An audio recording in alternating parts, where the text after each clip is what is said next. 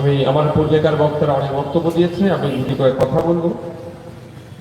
ধন্যবাদ জানাই মিডিয়ার বন্ধুদের, যাদের প্রচেষ্টা, যাদের সহযোগিতা নিয়ে আমরা স্টুডেন্ট ফ্রন্টের আজকের এই ছাত্র জনতার যে সমাবেশ সভা রাজ্যের বিভিন্ন প্রান্তে এবং রাজ্যের বাইরে গ্লোবালি আপনারা পৌঁছাতে সহযোগিতা করছে।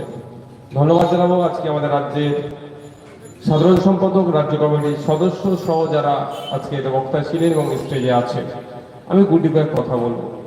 প্রথমত, আজকের এই ছাত্র জনতা সমাবেশের কয়েকটা বিষয় নিয়ে হচ্ছে। তার মধ্যে একটা গুরুত্বপূর্ণ বিষয় রেখেছে যে সম্পূর্ণরূপে শিশু শ্রম সম্পূর্ণরূপে বন্ধের দাবিতে। আমি বিধানসভায় এই বিষয়ে অনেক কিছু প্রশ্ন আমার করা আছে। দেখুন, বিধানসভার নীতি অনুযায়ী ওখানে যেগুলো প্লেস হবে না, যতই আপনি জমা দেন না কেন ওটা বলতে পারবেন না, সেই জন্য আমি বলতে পারছি না। কিন্তু আমরা বিরোধীদের পক্ষ থেকে একবার জিজ্ঞাসা করা হয়েছিল, এই মুহূর্তে পশ্চিমবাংলায় শিশু শ্রমের সংখ্যা কত? মাননীয় মন্ত্রী মহাশয় উত্তর দিয়েছিলেন নীল, নাই।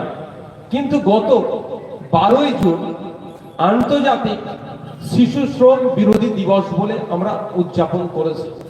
ওই দিনকে বিধানসভায় দাঁড়িয়ে আমি মন্ত্রী মহাশয়কে মেনশন করেছিলাম যে আমরা বিভিন্ন জেলায় বিভিন্ন সময়ে আমরা যাতায়াত করি, সেখানে গিয়ে আমরা দেখি কোনো সময় রেস্টুরেন্টে, কোনো সময় হোটেলে, কোনো সময় চায়ের দোকানে বা বিভিন্ন ইটভাটা থেকে শুরু করে কৃষিকাজের ক্ষেত্রে বিভিন্ন জায়গায় আমরা লক্ষ্য করি যে শিশু শ্রমিকের আনাগোনা দেখা যায় বা শিশু শ্রমিক।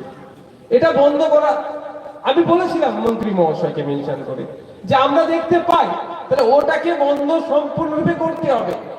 কারণ শ্রম দপ্তর ঘটা করে উৎসবের ন্যায় 12ই জুন আন্তর্জাতিক শিশু শ্রম বিরোধী দিবস উদযাপন করলেও, তারা দাবি করলেও যে পশ্চিমবাংলায় নাকি শিশু শ্রমিক নাই, যদি আমরা একটু চোখ খুলে দেখি, মানে দেখার মতো করে দেখি, তাহলে দেখা যাবে এই দত্তপুকুর বাজারেও শিশু শ্রমিকের উপস্থিতি।